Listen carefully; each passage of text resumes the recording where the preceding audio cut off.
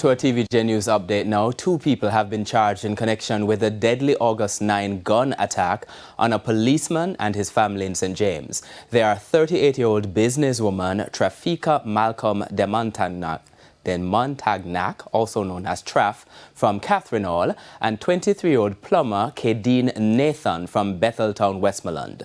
Both are facing multiple charges, including murder, wounding with intent, conspiracy to commit murder, and using a prohibited weapon to commit a felony.